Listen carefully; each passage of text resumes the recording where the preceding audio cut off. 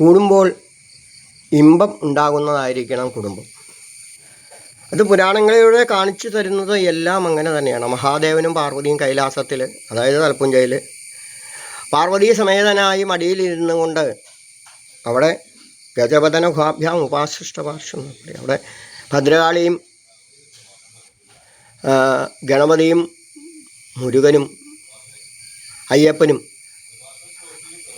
മടിയിലിരുന്നു കൊണ്ട് തന്നെ വസിക്കുന്നതായ അപൂർവ ക്ഷേത്രം. ഒരേ പാത്രത്തിൽ നിന്ന് തന്നെ നിവേദ്യം സ്വീകരിക്കുന്ന ലോകത്തിലെ ഒരു ക്ഷേത്രമാണ് പാർവതീദേവി. പുരാണങ്ങളിലൂടെ പോകുമ്പോൾ നമുക്കറിയാം, വള്ളി ദേവയാനി അദ്ദേഹത്തിൻ്റെ പുത്രനായ മുരുകൻ്റെ പ്രിയ പത്നിമാർ, അവിടെയും യോജിപ്പ് കാണാൻ സാധിക്കും.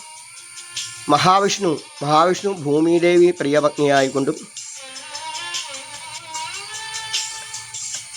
മഹാലക്ഷ്മി പ്രിയ പത്നിയുമായി കൊണ്ടിരിക്കുന്നതായ രുക്മിണി ദേവി ലക്ഷ്മിയുടെ അവതാരം തന്നെയാണല്ലോ. അപ്പം അങ്ങനെ ഉള്ളതായ രണ്ട് ഭാര്യമാരോടുകൂടിയാണ്. മഹാദേവനാണെങ്കിലോ ഗംഗാ തരംഗരമണീയ ജടാകലാപം ശൃംഗാരരൂപദഹനം ഭുജകേന്ദ്രഭൂഷം സംഗീത നാട്യരസികേ രൂപകീയമാനം മംഗല്യ ചാരുചരിതം ഗിരിശം നമാമി. മംഗല്യ ചാരുചരിതനായിരിക്കുന്ന ഗിരിശനെ നമസ്കരിക്കുമ്പോൾ അതും കൂടുമ്പോൾ ഇമ്പമുണ്ടാകുന്നതായ കുടുംബം തന്നെയാണ്. പിന്നീട് നോക്കുമ്പോൾ ശാസ്താവിനെ നോക്കുമ്പോൾ സിദ്ധാരാള വിസാര കുന്തലോനം സിംഹാസനധ്യാസനം പൂജൽ പത്ര സുഗന്ധേ ശുശ്വാസോദ്യോദ്യം നീലക്ഷാമോസം നവീന ജലതശ്യാമം പ്രഭ സത്യക സ്പായൽ സ്പാർശ്വേകം സുരക്ഷ സകലാകൽപ്പം സ്മരേത് ആര്യകം. അപ്പം പ്രഭ എന്ന പത്നിയോടും സത്യകൻ എന്നായ പുത്രനോടും തന്നെ വസിച്ചിരുന്നതാണ് തലപ്പുഞ്ച മഹാദേവ ക്ഷേത്രത്തിൽ കണ്ടത്. അതിൻ്റെ അവശിഷ്ടങ്ങൾ നമുക്ക് കണ്ടെത്താൻ സാധിച്ചിട്ടുണ്ട്. അതിൻ്റെ പീഠനാളമൊക്കെ നമുക്ക് കിട്ടിയിട്ടുണ്ട് ശാസ്താവിൻ്റെ, അതോടെ നിൽക്കട്ടെ. അപ്പോൾ ശാസ്താവാണെങ്കിലും പത്നി സമേതനായ ശാസ്താവ് എന്നുള്ള സങ്കല്പം. പിന്നെയോ ഗണപതിയെ പറ്റി നോക്കുകയാണെങ്കിലോ ഗണപതി ബീജാപുര ഗദക്ഷ കാർങ്ങ ഗുരുജ ചക്രാബ്ജവാസോപ്പലൻ ബിരിഹ ശ്മശാനനാശ പ്രോദ്യകരാംബുരുകം ധേയോ വല്ലഭയാ ച പത്മലയാ സൃഷ്ടോജ്വൽ ഭൂഷ്യ വിശ്വോൽപത്തി വിനാശ സംസ്ഥിതരോ വിഘ്നോ വിശിഷ്ടാർത്ഥ. വിശ്വോൽപത്തി വിനാശ സംസ്ഥിതകരനായ ഗണപതി. ധേയോ വല്ലഭയാച്ച പത്മകലയ ആസൃഷ്ടോജ്വലൻ ഭൂഷയ. ആസൃഷ്ടോജ്വലൻ ആശ്ലേഷിച്ച് രണ്ടും പിരിയാത്ത രീതിയിൽ ജീവാത്മാവും പരമാത്മാവുമായിട്ട് തന്നെയാണ് ഗണപതിയും വസിക്കുന്നത്. അപ്പം അങ്ങനെ ഗണപതിയെ പറ്റി ചിന്തിച്ചാലും മഹാദേവനെ പറ്റി ചിന്തിച്ചാലും മുരുകനെ പറ്റി ചിന്തിച്ചാലും ഏത് മൂർത്തികളെ പറ്റി ചിന്തിച്ചാലും നമുക്കറിയാം. ബാലി സുഗ്രീവാദികളുടെ കഥകളിലെ പോയൊക്കെ അറിയാം അവിടെ പത്നിമാരുടെ ഗുണങ്ങളും പത്നിയുടെ ഒക്കെ ഗുണങ്ങളും. ഇനിയും ഭക്തന്മാരുടെ കഥയിലേക്ക് പോയാലോ വിന്ധ്യാവലി തഥാകർണ്യ അർച്ചിത്വ ഉദകപൂർവകം. ഇവിടെ ഭഗവാനെ അർച്ചിക്കാനായിക്കൊണ്ട് തന്നെ ഉദകപൂർവമായിക്കൊണ്ട് ബലി നൽകിയപ്പോൾ അവിടെ ഒരു തടസ്സം ഉണ്ടായില്ല എന്നാണ് വിന്ധ്യാവലിക്ക്. കൊടുത്താലേ കിട്ടുള്ളൂ. എൻ്റെ അനിയൻ സുനന്ദൻ പറയുന്നത്, ചേട്ടാ എത്ര കൊടുത്താലേ കിട്ടുള്ളൂ, നമുക്ക് കൊടുത്താലേ കിട്ടുള്ളൂ, കൊടുത്തില്ലേ കിട്ടുകയില്ല.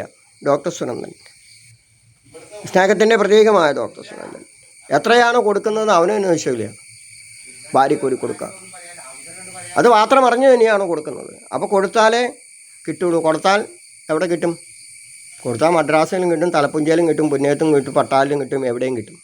അപ്പോൾ കൊടുക്കുന്തോറും ഏറിടും, അത് സംശയമൊന്നുമില്ല. അത് അന്നമായാലും വൃത്തി എന്ന് പറയുന്നത് കൊടുക്കലല്ലേ, അതെ ഭഗവാന് കൊടുക്കുന്ന സമർപ്പിക്കുന്ന വൃത്തിയാക്കിയിടൽ എന്ന് പറഞ്ഞാൽ അതും ഒരു സമർപ്പണം തന്നെയാണ്. അപ്പോൾ ശാന്തി വൃത്തിയായി ജീവിക്കുന്നവരുണ്ട്, അതുപോലെ തന്നെ കളകവൃത്തിയായിട്ട് അടിച്ചുകളി വൃത്തിയായിട്ട് ജീവിക്കുന്നുണ്ട്, വൃത്തിയായിട്ട് ജീവിക്കുന്നവരുണ്ട്. വൃത്തി എന്ന് തന്നെയാണ് പറയുക, ശാന്തി വൃത്തി എന്നല്ലേ പറയുക. അതെ, പണ്ട് അങ്ങനെയാണ് പറയാറ്. പണ്ട് കമ്മിറ്റി വൃത്തി എന്നാണ് പറയാറ്, പണ്ട് തന്ത്രി വൃത്തി എന്നാണ് പറയാറ്. വൃത്തി എന്ന് പറഞ്ഞാൽ ജോലി എന്നൊരർത്ഥം കൂടെ ഉണ്ട്. അപ്പോൾ സംശയമൊന്നുമില്ല, വൃത്തി എന്ന് പറഞ്ഞാൽ ജോലി എന്ന് തന്നെ അർത്ഥം. അപ്പോൾ പ്രധാനമായിട്ട് വൃത്തിയാക്കി ഭംഗിയായിട്ട് സൂക്ഷിച്ചു കൊണ്ടുപോകുമ്പോൾ എന്താ അവിടെ വൃത്തിയാവും? നമ്മുടെ ശരീരവും മനസ്സും അവിടെ വൃത്തിയാക്കപ്പെടും. അപ്പോൾ വൃത്തിയായ ഒന്നിൽ മാത്രമേ എന്ത് താമസിക്കുന്നുള്ളൂ? സാത്വിക ഗുണം വർദ്ധിക്കുന്നതായ ഒരു സാത്വിക ഗുണത്തിൽ മാത്രമേ എന്ത് വസിക്കുന്നുള്ളൂ? ഈശ്വരാംശം വർദ്ധിക്കുന്നുള്ളൂ. പിന്നീട് അവിടെ സാത്വികാംശവും മാറിക്കഴിഞ്ഞ് പരിപൂർണമായ സജീവ അവഭാസത, ഇവിടെ കാണുന്നതായ പ്രകാശം, ഇവിടെ കാണുന്ന ചൈതന്യം സത്ത് ആയിട്ട് മാത്രം. പിന്നെ അവിടെ ബിംബവുമില്ല, ഒന്നുമില്ല, യാതൊന്നുമില്ല, പിന്നെ ഒരൊറ്റ പ്രകാശം മാത്രമേ ഉള്ളൂ. അതിനെയാണ് വിശ്വപ്രേമം എന്ന് പറയുന്നത്, അത് തന്നെയാണ് വിശ്വസ്നേഹം എന്ന് പറയുന്നതിന്. അതിന് തന്നെയാണ് ആരെന്ത് വിളിച്ചാലും ഏത് ഇതൊന്നുമില്ല, ഞങ്ങൾക്ക് ഈ രൂപങ്ങളിലൊന്നും വിശ്വാസമില്ല. അതെ, അനാഥാലയത്തിലെ കുട്ടികൾക്ക് ആഹാരം കൊടുക്കുന്നു, ആ കുട്ടികളെ ദൈവമായിട്ട് കൊണ്ടോളൂ. അപ്പോൾ കർക്കിടക മാസത്തിൽ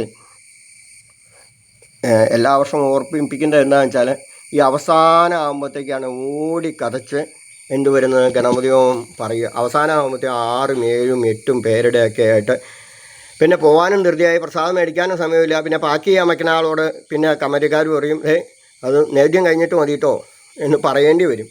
അപ്പോഴത്തേക്കും എന്തെടുക്കാൻ തയ്യാറാവും, അവിടെ പ്രസാദം എടുക്കാൻ. അപ്പം അങ്ങനെ വേണ്ട. കർക്കിടക മാസം വരാൻ പോവുകയാണ്. തലപ്പുഞ്ച മഹാദേവ ക്ഷേത്രത്തിൽ കർക്കിടക മാസം മുഴുവനും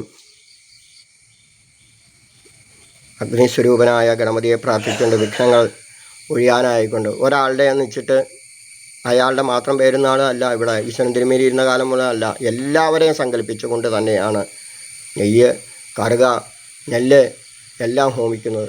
അങ്ങനെ ഹോമാചാരം അനുസരിച്ചുള്ളതായ ഗണപതി ഹോമത്തിലേക്ക് എല്ലാവരും നേരത്തെ തന്നെ പേരും നാളും നോക്കി നേരത്തെ തന്നെ തീരുമാനിച്ചുകൊണ്ട് നേരത്തെ തന്നെ ബുക്ക് ചെയ്യുക, നേരത്തെ തന്നെ വഴിപാടുകൾ കഴിക്കുക.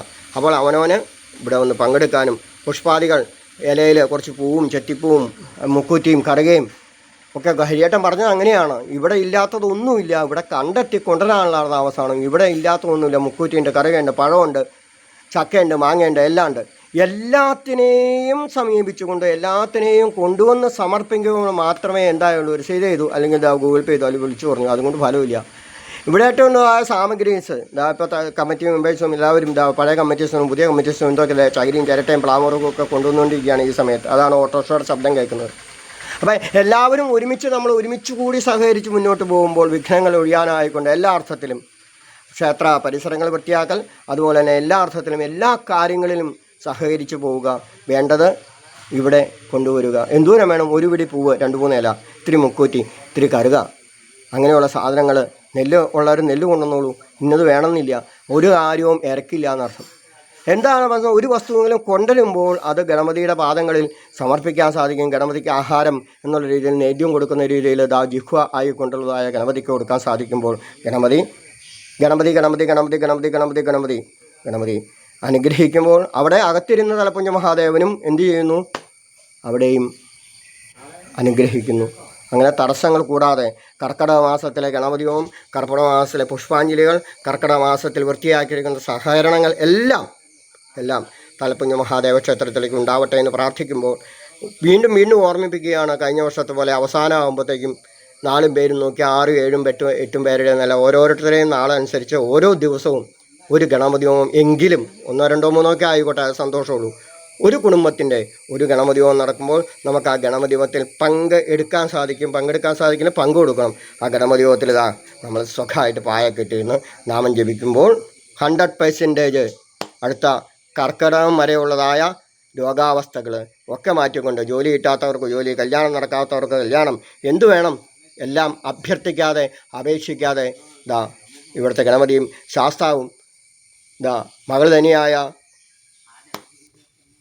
വൈക്കരക്കാവിലമ്മയും ഒക്കെ തൊട്ടുപുറകിൽ വസിക്കുന്നതായ കൂട്ടുകുടം മുരുകസ്വാമി, മകനായ മുരുകസ്വാമി, പിന്നെ സഹോദരിയായ കല്ലിൽ ഭഗവതി, ഇരിങ്ങോൾ ഭഗവതി ഒക്കെ രാജരാജേശ്വരനായ തലപ്പുഞ്ച മഹാദേവനെ എന്നും വണങ്ങുന്നുണ്ടെങ്കിൽ നമുക്ക് വണങ്ങാൻ എന്താണ് മടി? കാല് തെറ്റും, അവിടെ കുറ്റിയുണ്ടായിരുന്നു, ഇപ്പോൾ ഒന്നുമില്ല, കല്ലൊക്കെ വിരിച്ച് നല്ല ഭംഗിയായിട്ടുണ്ട്. 12, 24, 56, 108 അടിപ്രദക്ഷിണം വെച്ച് തൊഴുമ്പോൾ കർക്കിടക മാസം ഉണരുകയായി. കർക്കിടക മാസത്തിലെ മായണം, ഇരുട്ട് മായാൻ സാധിക്കട്ടെ. എല്ലാവർക്കും വരാൻ പോകുന്നതായ കർക്കിടക മാസത്തിലേക്ക് സ്വാഗതം ചെയ്യുന്നു.